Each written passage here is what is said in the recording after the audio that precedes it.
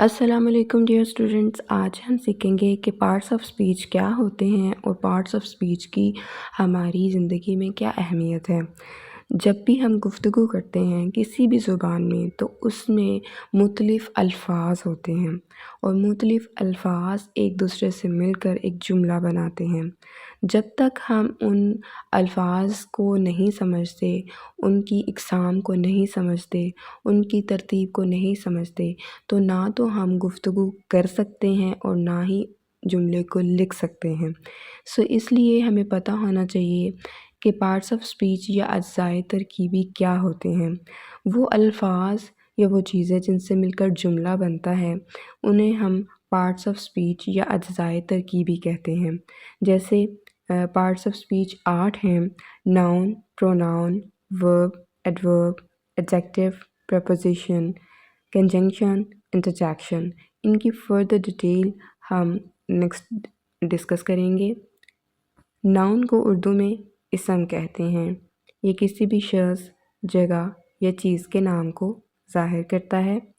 Pronoun ज़मीर को कहते हैं। ये नाउन की जगह इस्तेमाल होता है, ऐसा लफ्ज़ जो नाउन की जगह ले लेता है। वर्ब फ़ेल या काम को कहते हैं। ज़माने के लिहाज से किसी काम का करना या होना वर्ब कहलाता है। एडवर्ब मुतल्लिक़ फ़ेल है जो कि हमें वर्ब, एडजेक्टिव या किसी दूसरे एडवर्ब के बारे में मालूमात फ़राहम करता है। एडजेक्टिव सिफ़त होती है, वो अच्छाई भी हो सकती है, बुराई भी। किसी चीज़ की खूबी, उसका size, shape, colour, origin, quality, quantity, उसकी तरतीब, ये सारी चीज़ें एडजेक्टिव में आ जाती हैं। प्रीपोज़िशन हर्फ़े जर या हर्फ़े रब्त कहलाते हैं और प्रीपोज़िशन रिलेशनशिप या ताल्लुक़ बताती है नाउन या प्रोनाउन का जुमले के बाकी अल्फाज के साथ। कंजंक्शन क्या होता है? हर्फ़े अत्फ़। हर्फ़े अत्फ़ क्या होते हैं? कंजंक्शन निकला है जंक्शन से, वो जगह जहाँ पे दो चीज़ें आपस में मिलती हैं, यानी वो अल्फाज जिनके ज़रिए हम वर्ड्स को, फ्रेज़ेस को या क्लॉज़ेस को आपस में जोड़ते हैं। यानी कि जुमलों को, जुज़्वे जुमलों को, फ़िक्रों को और अल्फाज को आपस में जोड़ने के लिए जो अल्फाज इस्तेमाल होते हैं वो कंजंक्शन या हर्फ़े अतफ़ या हर्फ़े वसल कहलाते हैं। इंटरजेक्शन में हम अपनी फीलिंग्स या एहसासात के इज़हार के लिए जो अल्फाज इस्तेमाल करते हैं उसके उर्दू में फ़जाइया और इंग्लिश में इंटरजेक्शन कहते हैं।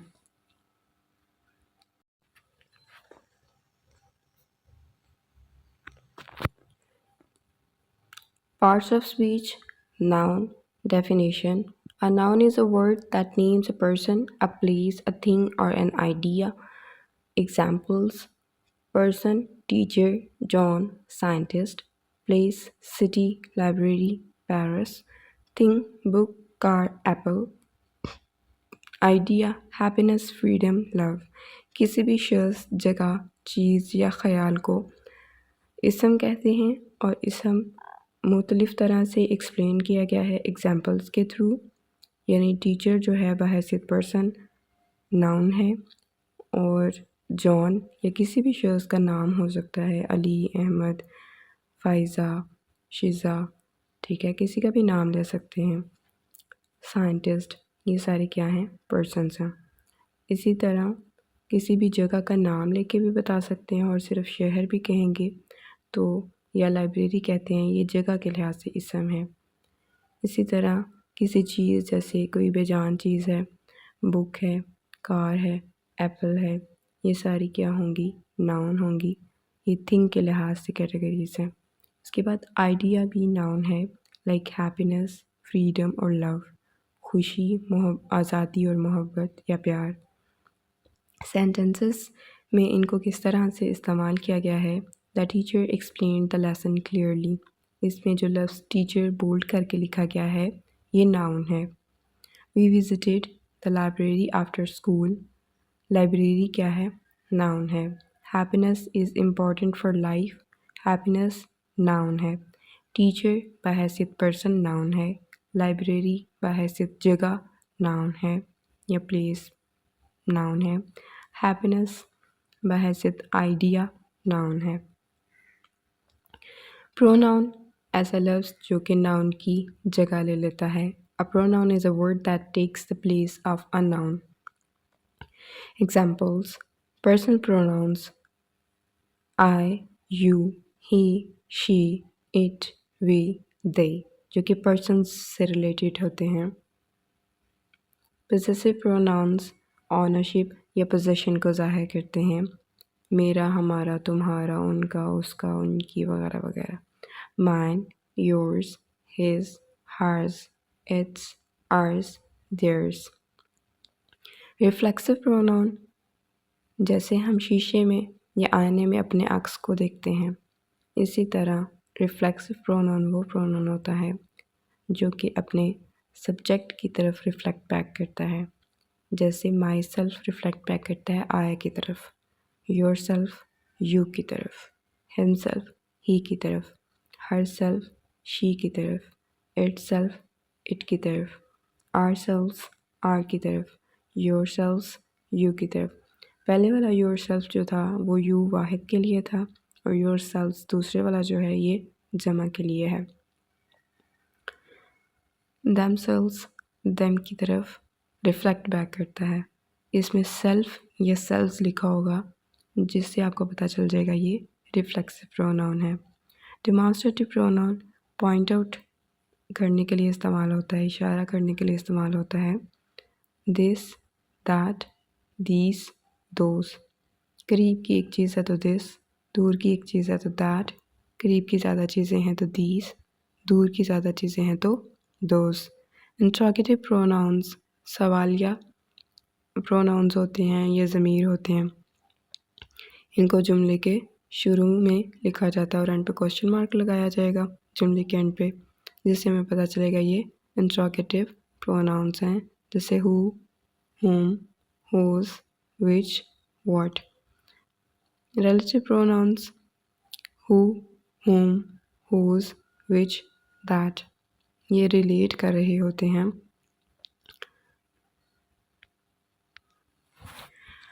रिलेटिव प्रोनाउंस जो होते हैं वो दो क्लॉजेस को जोड़ने के लिए इस्तेमाल किए जाते हैं और बतौर ज़मीर या प्रोनाउन काम करते हैं।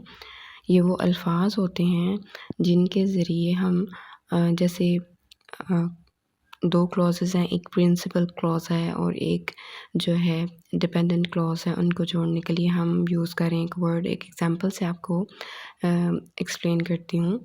This is the girl who stood first in class.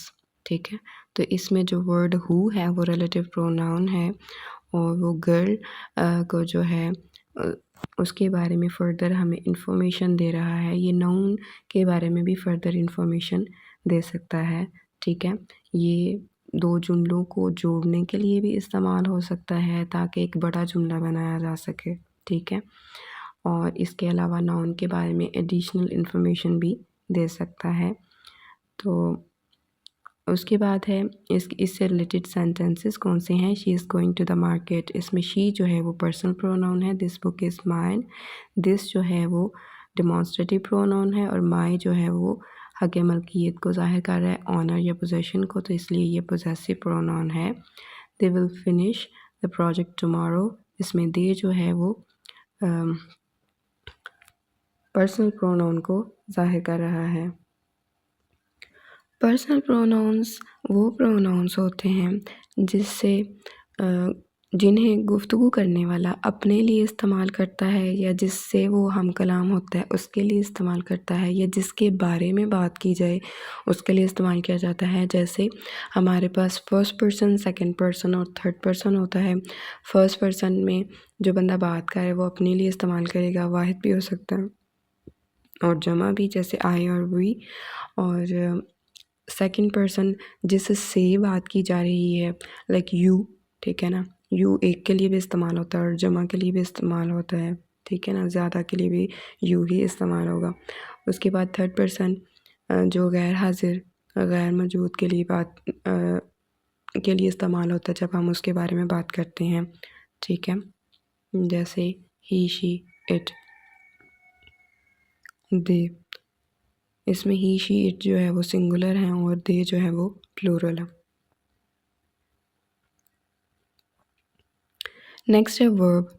A verb is a word that expresses an action और अ स्टेट ऑफ बीइंग, यानी कि ये एक ऐसा लफ्ज़ होता है जो कि जो है काम के करने या होने को बयान करता है, ज़माने के लिहाज से किसी काम का करना या होना।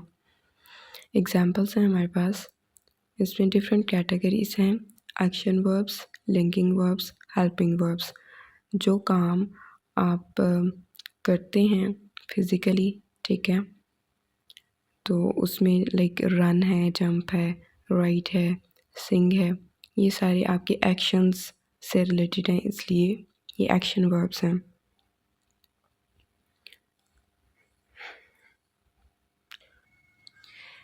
एक्शन वर्ब में तो हम किसी काम को बताते हैं, काम के करने का ज़िक्र करते हैं, जबकि लिंकिंग वर्ब्स में हम ऐसा नहीं करते।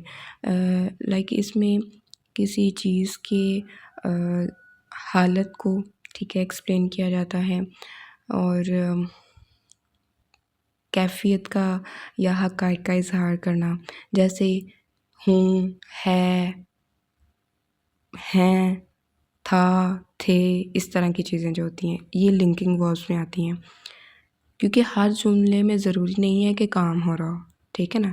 लाइक अगर मैं कहती हूँ आई एम अनम, ठीक है, तो इसमें एम जो है वो लिंकिंग वर्ब है, एक वर्ब तो है लेकिन अब इसमें काम तो नहीं हो रहा, सही है। तो इसलिए कुछ वर्ब्स ऐसे हैं जो कि लिंकिंग वर्ब्स कहलाते हैं, जो किसी हालत या कैफियत या हक़ाइक़ के इज़हार के लिए इस्तेमाल होते हैं। Am, is, are, was, were, be, being, been वगैरह। हेल्पिंग वर्ब्स जिन्हें हम ऑक्सिलरी वर्ब्स भी कहते हैं, ये इमदादी अफ़ाल होते हैं, ठीक है, जो कि एक जुमले के अंदर मेन वर्ब की हेल्प करते हैं, ठीक है, जैसे have, has, had, do, does, did, will, shall, would, should, can, could, may, might, must, यानी इसके अंदर उन्होंने मॉडल वर्ब्स भी लिख दिए हमें, ठीक है। मॉडल वर्ब्स आपको पता है कि जो कि पॉसिबिलिटी को शो कर सकते हैं, ऑब्लिगेशन को, एबिलिटी को, परमिशन एटसेट्रा। सेंटेंसेस हैं, शी रन्स एवरी मॉर्निंग, इसमें जो रन्स है वो क्या है, एक्शन वर्ब है, जो एक्शन आप परफॉर्म करते हैं। He is a talented musician, is क्या है, लिंकिंग वर्ब है। They have finished their homework, इसमें हैव क्या है, हेल्पिंग वर्ब है, जिसको हम ऑक्सिलरी वर्ब भी कहते हैं। नेक्स्ट है एडजेक्टिव, जैसे हम सिफ्त या इसमें सिफ्त कहते हैं, जो कि खूबी या हामी बताता है। An adjective is a word that describes or modifies a noun or a pronoun, जो किसी नाउन या प्रोनाउन को डिस्क्राइब करता है या उसके मानी तब्दील कर देता है। For example descriptive adjectives, descriptive adjectives किसी भी नाउन या प्रोनाउन को डिस्क्राइब करते हैं, उसके करैक्टरिस्टिक्स बताते हैं, जैसे हैप्पी, ब्लू, टॉल, डिफ़िकल्ट। इसमें किसी चीज़ का साइज़, उसकी शेप, उसका कलर, उसका ओरिजिन बताया जा सकता है। क्वांटिटेटिव एडजेक्टिव्स क्वांटिटी बताते हैं, मिकदार बताते हैं, सम, मैनी, फ्यू, सेवरल। लेकिन जब ये किसी नाउन या प्रोनाउन से पहले लगाए जाते हैं तो ये एग्जैक्ट उसकी मिकदार नहीं बताते, ठीक है। सम से हमें नहीं पता कि एग्जैक्ट कितनी चीज़ है, ठीक है। उसके बाद है डेमॉन्स्ट्रेटिव एडजेक्टिव्स, जो कि पॉइंट आउट करने के लिए इस्तेमाल होते हैं किसी नाउन या प्रोनाउन की तरफ। दिस, दैट, दीज, दोज, इशारा करने के लिए इस्तेमाल होते हैं, करीब की चीज़ के लिए या दूर की चीज़ के लिए। करीब की एक चीज़ भी हो सकती है, ज़्यादा भी हो सकती है, दूर की भी एक चीज़ भी हो सकती है और ज़्यादा भी। पोजेसिव एडजेक्टिव्स हक़ मलकियत या पोजेशन या ऑनरशिप को ज़ाहिर करते हैं, जब इनको किसी नाउन या प्रोनाउन से पहले लगाया जाता है। My, your, his, her, its, our, there.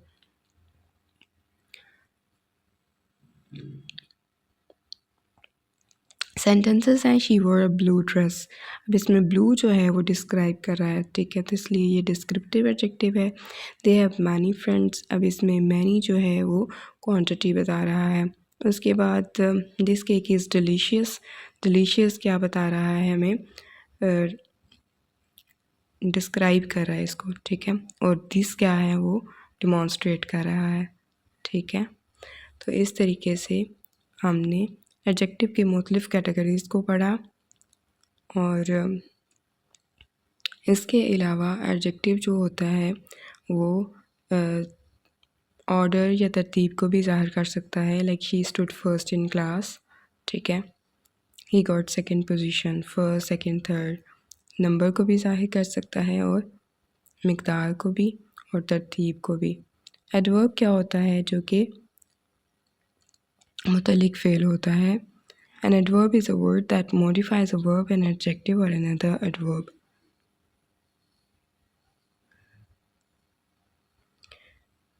एक एडवर्ब एक ऐसा लफ्ज़ होता है जो किसी वर्ब, एडजेक्टिव या किसी दूसरे एडवर्ब के मानी को तब्दील कर देता है, और इसकी डिफरेंट कैटेगरीज़ होती हैं। Adverb of manner, time, place, frequency and degree.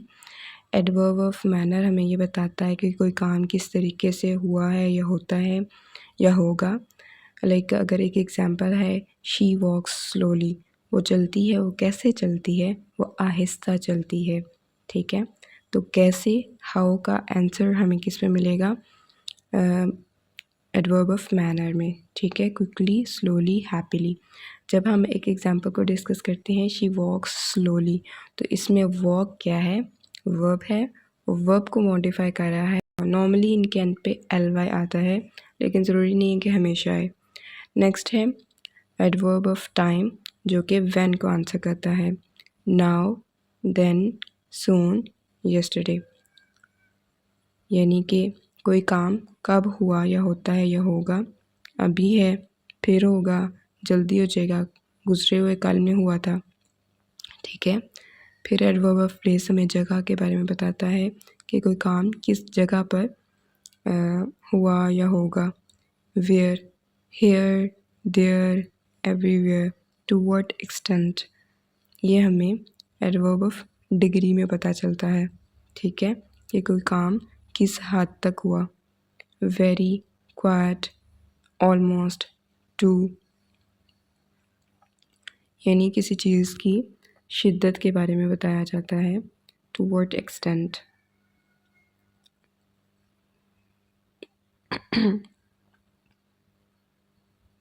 Sentences हैं, शी सिंग्स ब्यूटीफुली, वो गाती है, वो कैसे गाती है, बड़ा खूबसूरत गाती है। ब्यूटीफुली क्या है, एडवर्ब है, एडवर्ब ऑफ मैनर है, जो कि हाउ को आंसर करता है। We will leave soon, soon time को ज़ाहिर करता है, और ही रैन वेरी क्विकली, इसमें वेरी जो है वो ये ज़ाहिर करता है कि वो दौड़ता है, वो बहुत तेज़ी से दौड़ता है। तो बहुत वेरी जो है वो ये ज़ाहिर कर रहा है कि रैन की मीनिंग को जो है वो मॉडिफाई कर रहा है, सही है। शिद्दत को बता रहा है, वो दौड़ता है, वो कितनी तेज़ी से दौड़ता है, वो बहुत तेज़ी से दौड़ता है। तो वेरी जो है वो टू व्हाट एक्सटेंट को एक्सप्लेन कर रहा है, रैन के मीनिंग को मॉडिफाई कर रहा है। नेक्स्ट है preposition. Definition: A preposition is a word that shows the relationship between a noun or pronoun and other words in a sentence. एक जुमले के अंदर नाउन या प्रोनाउन का बाकी अल्फाज के साथ ताल्लुक़ ज़ाहिर करता है, उस लफ्ज़ को preposition कहते हैं। For example, in, on, at, by, with, under, over, between, among, through, etcetera. Preposition हमें प्रपोजिशन ऑफ टाइम भी हो सकता है, प्लेस भी हो सकता है, हमें डायरेक्शन भी बता सकता है, ठीक है। और सेंटेंसेस हैं, the cat is under the table.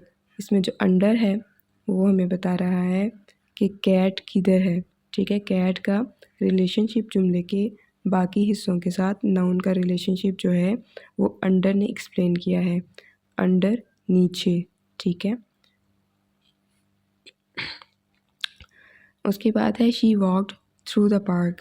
इसमें थ्रू जो है वो बता रहा है कि शी जो है मतलब कि प्रोनाउन के बारे में उसका जुमले के बाकी अल्फाज के साथ रिलेशनशिप बता रहा है। She walked through the park.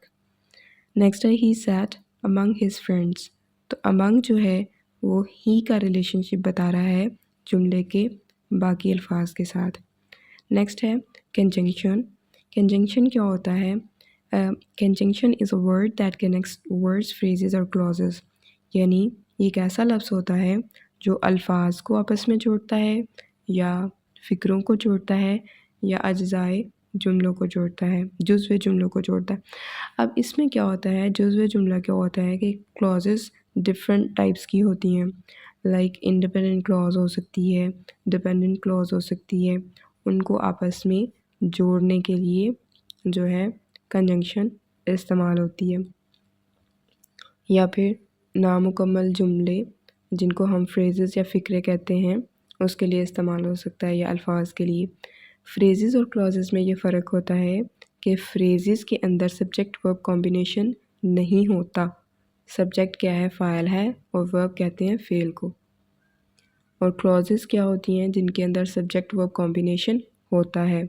बाज़ औक़ात ये अपना पूरा मफ़हूम समझा देती हैं, ये जुमले के अज्ज़ा में से, ये जुज़्व में से होते हैं, ठीक है। ये जुज़्व जुमला होता है ना, तो बाज़ औक़ात ये अपना पूरा मफ़हूम समझा देते हैं, जैसे इंडिपेंडेंट या मेन या प्रिंसिपल क्लॉज़ करती है। लेकिन बाज़ औक़ात ये अपना मानी नहीं समझा पाते, जैसे कि सबऑर्डिनेट क्लॉज़ या डिपेंडेंट क्लॉज़ करती है। उसके साथ जब तक हम इंडिपेंडेंट क्लॉज़ को ना जोड़ें, हमें बात का मतलब समझ में नहीं आता। सो बेसिकली यहाँ पे कंजंक्शन या उन अल्फाज की बात हो रही है जो दूसरे अल्फाज को या फ्रेजेस को या क्लॉजेस को आपस में जोड़ने के लिए इस्तेमाल होते हैं। एग्जाम्पल है कोऑर्डिनेटिंग कंजंक्शंस एंड, बट, और, नॉर, फॉर, सो, येट। इसमें हम सेम रैंक के जुमलों को एक दूसरे के साथ जोड़ते हैं।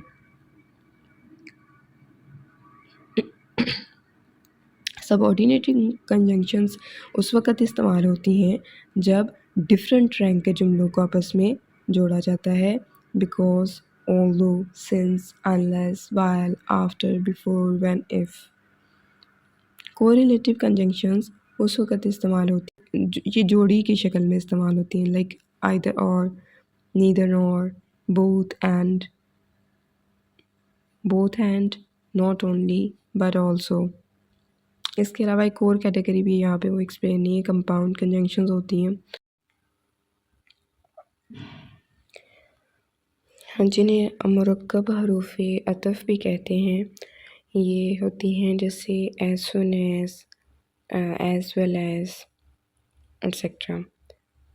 नेक्स्ट इसकी हम एग्जांपल सेंटेंसेस के थ्रू देख लेते हैं। I want to go to the party but I have to finish my homework. तो इसमें जो बट है वो कंजंक्शन के तौर पर इस्तेमाल हो रहा है, लेकिन कौन सी कंजंक्शन है? कोऑर्डिनेटिंग कंजंक्शन है, जिसमें दो इक्वल रैंक के जुमलों को जोड़ा गया है। I want to go to the party एक जुमला है, ठीक है, जो कि एक इंडिपेंडेंट क्लॉज है। I have to finish my homework भी एक इंडिपेंडेंट क्लॉज है, जिन्हें एक दूसरे की ज़रूरत नहीं है अपनी बात का मतलब समझाने के लिए। तो इस वजह से ये दोनों इक्वल या सेम रैंक के जुमले हैं। इनको हमने कोऑर्डिनेटिंग कंजंक्शन के ज़रिए बट लगाकर जोड़ा है, और इस पूरे सेंटेंस को हम कंपाउंड सेंटेंस भी कह सकते हैं। नेक्स्ट है although it was raining we went for a walk. अब इसमें जो ऑल्दो इट वाज रेनिंग है, ये पूरा एक जो क्लॉज है, ये क्लॉज सबऑर्डिनेट क्लॉज है, जबकि we went for a walk एक इंडिपेंडेंट क्लॉज है। इन दोनों क्लॉजेस को ऑल्दो के ज़रिए जोड़ा गया है। इसमें ऑल्दो जो है वो एक सबऑर्डिनेटिंग कंजंक्शन है, जिसने दो डिफरेंट रैंक के जुमलों को जोड़ा है। एक जुमला जो है, एक क्लॉज जो है वो सबऑर्डिनेटिंग क्लॉज है, और एक क्लॉज जो है वो प्रिंसिपल क्लॉज है, ठीक है। तो 2 डिफरेंट रैंक के जुमलों को जोड़ने के लिए सबऑर्डिनेटिंग कंजंक्शन यूज़ करते हैं और इस पूरे जुमले को हम कह सकते हैं कि ये एक कॉम्प्लेक्स सेंटेंस है, ठीक है। और उसके बाद है I will eat either mango और एन एप्पल। इसमें आइदर और यूज़ हुआ है जो कि एक कोरिलेटिव कंजंक्शन है जो कि पेयर या जोड़ी की शक्ल में इस्तेमाल होती है। बाद इंटरजेक्शन है जिसमें हम अपनी सडन फीलिंग्स या इमोशंस का इजहार करते हैं। And interjection is a word जिसको हम फजाइया भी कहते हैं, ठीक है ना। A word or a phrase that expresses strong emotions or surprise. Soon after the interjection, the sentence starts with a capital letter. हम अपनी सडन फीलिंग्स या इमोशन जैसे गुस्सा, खौफ, गम, खुशी या हैरत का इजहार इन अल्फाज के ज़रिए करते हैं। अल्फाज भी हो सकते हैं, फ़िक्रे भी हो सकते हैं और इसके फ़ौरन बाद जो जुमला होता है वो कैपिटल लेटर से स्टार्ट होता है और इसमें एक्सक्लेमेशन मार्क भी यूज़ होता है, जैसे वाह, ओ, आउच, होरे, हे। ये सारे वो अल्फाज हैं जो कि बहैसियत इंटरजेक्शन या फजाइया इस्तेमाल होते हैं। सेंटेंसेस है Wow, that was an amazing performance. Ouch, that hurts me. आप गौर करें तो इसमें एक्सक्लेमेशन मार्क के बाद जो जुमला है वो कैपिटल लेटर से स्टार्ट हो रहा है। दैट का टी कैपिटल है। Alas we have lost the match, इसमें अफसोस का इजहार किया गया। उसके बाद जो नेक्स्ट है identify and label nouns verbs and conjunctions in the given sentences. तो ये अब आपका होमवर्क है, इसको आपने खुद से लेबल करना है कि ये जो 5 सेंटेंसेस हैं इसमें आया कि गिवन वर्ड जो है वो नाउन है, वर्ब है, कंजंक्शन है, क्या है, ठीक है, based upon the previous knowledge.